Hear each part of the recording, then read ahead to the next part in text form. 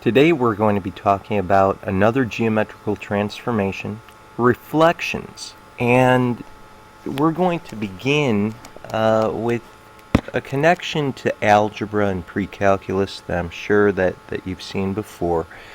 One of the most very first reflections that you deal with in Algebra 1, Algebra 2, and in pre-calculus is working with inverse functions and talking about how an inverse function is really a reflection of the original function over the line y equals x. And we could say very quickly that that relationship as we reflect, I hope we remember, is that you switch the x coordinate and the y coordinate. So if we had a pre-image of a comma b, that would lead to an image of b comma a. Another way we could look at this in terms of a matrix would be that, of course, our relationship is the image of the x will be the y coordinate, and the image of the y will be the original x coordinate. So of course it's going to look something just like so. And that's a nice way to write it just without even matrices.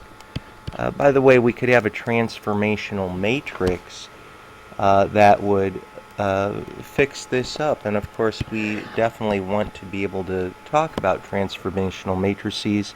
We've talked about the importance of multiplying by an inverse on both sides, so let's extend that just a little bit and see if we could do that. So we've got our transformational matrix.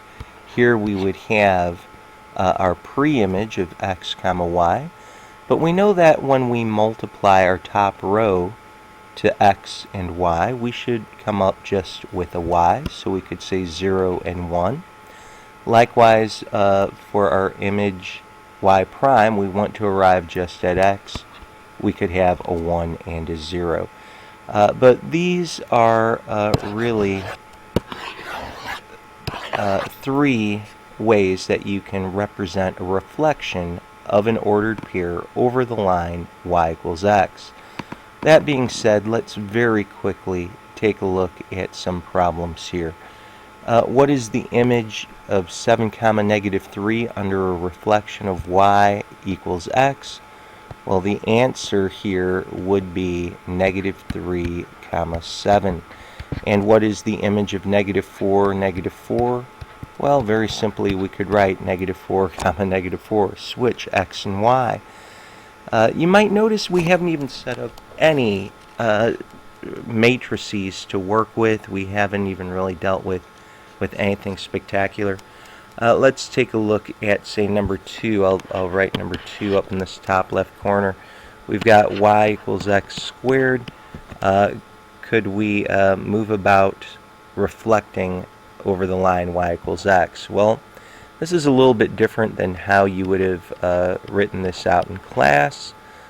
X prime would be y and y prime would be x. So wherever we see an x, for example, we could replace that with y prime and square that.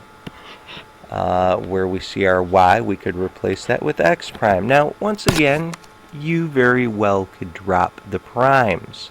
Here's your new equation.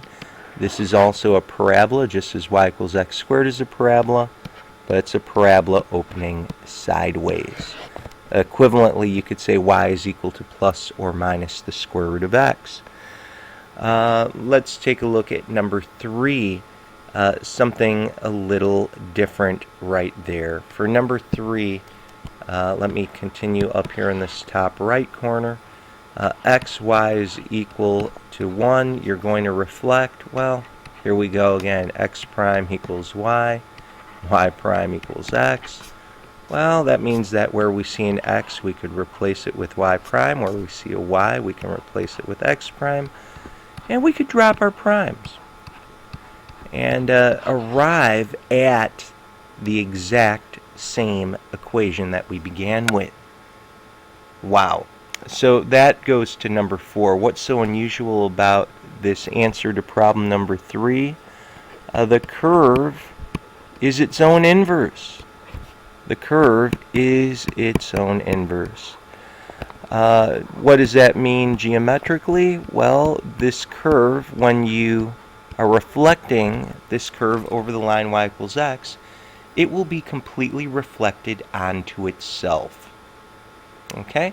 Find other curves with this property. Well, you could hit the pause button and think about that for a moment if you'd like. But I'd like to introduce a few others to you. How about like y equals x? How about y equals opposite of x? All right, well, let's take a look at number 5. Number 5 sure is interesting. We're going to reflect over the x-axis. And my goodness, if we're going to be reflecting a point over the x-axis, of course, that would look just like so. Completely different equations that we're going to see. Well, my goodness, what you can see is that your x prime is still going to be equal to x. Your x coordinate will not change. You can see you're still going to be moving to the right, but y prime, if this was our pre-image up here and the image is down below, you can see y prime is going to change the sign of the original y coordinate. Could we write this as matrices? Well, that's kind of getting into the next problem. It's like looking at number 7, believe it or not, but we might as well do that. Let's see if we could. Here's x prime, y prime. We need to see if we could come up with a transformation matrix.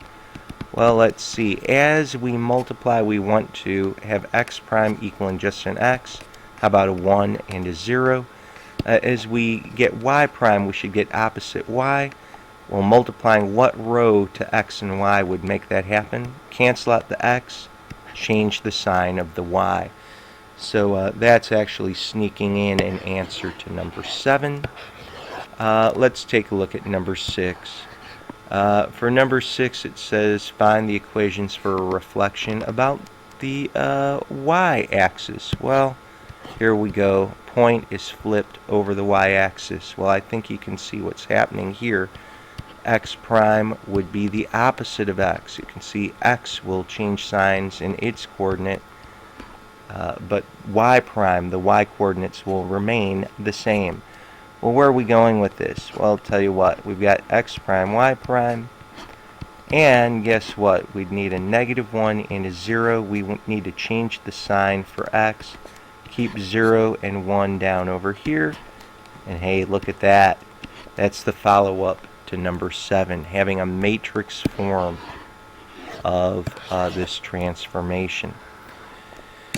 Well, number 8, find the equations for a reflection in the line y equals opposite x. Well, we kind of just snuck that in right there. If you really think about it, even if you change your x and your y's, as we did in Algebra 1 and Algebra 2, we'd get a new equation of x equals the opposite of y. You'd solve. You're going to get the same line. This line would be reflected onto itself. All right, let's take a look at this very last problem, number 9. Number 9, it says two lines, L1 and L2, are two different lines in the plane.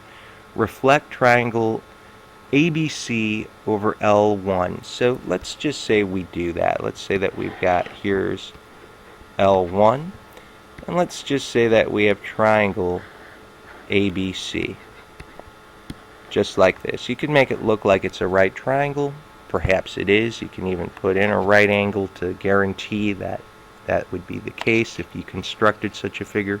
Well, you reflect over, and what are we seeing? Well, we're getting this. Here's A prime, B prime, C prime. The triangles are congruent. What are we noticing, however? Orientation has changed. If I were to label ABC, name this triangle ABC, I would be moving in a counterclockwise direction to name the letters ABC. However, once you've reflected, you'll see that that orientation has been reversed. Now this would go about in a clockwise direction. By the way, even when we see reflections in the mirror, we can see that the letters that would be written out in words don't look quite the way they do when we see them without being reflected. Well, let's continue though. What about reflecting this triangle, A prime, B prime, C prime, in L2? Well, let's say that we've got another line. Perhaps it would look just like this. Then what? Well, you can see we're going to reflect. C prime is the closest. We'd be over here. This would be C double prime. Over here would be B double prime. And up here would be A double prime. I think you can immediately see that our orientation is switched again, but now it will be the same orientation as our original triangle. So if ABC is traced out clockwise, what about A prime, B prime, C prime? Well, you can see what's happening. You just keep changing the orientation. Now, I think I didn't quite follow out the directions.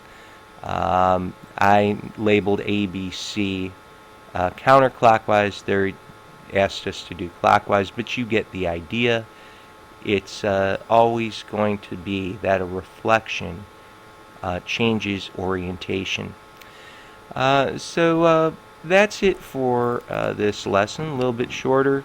Hope things are going well. Terribly sorry, we inadvertently paused the video, so there might be a little bit of a jump. But suffice it to say, let's quickly just take a look at number 9. They're asking us to reflect a triangle ABC over a line. You can see we'd have A prime, B prime, C prime. As a result, I've drawn this out. But you can see if I name triangle ABC, you'd see I'd be moving in a counterclockwise direction. The image A prime, B prime, C prime would be moving clockwise. So original triangle ABC is counterclockwise. In the reflected triangle, it would be clockwise. Orientation would change. If we were to reflect over yet again another line, you could see orientation would change once again, and we'd be having the same orientation as the original triangle. So that's really what they wanted you to pick up. A lighter lesson. Hopefully this is a nice shorter lesson. We'll be picking up with a couple new topics very soon.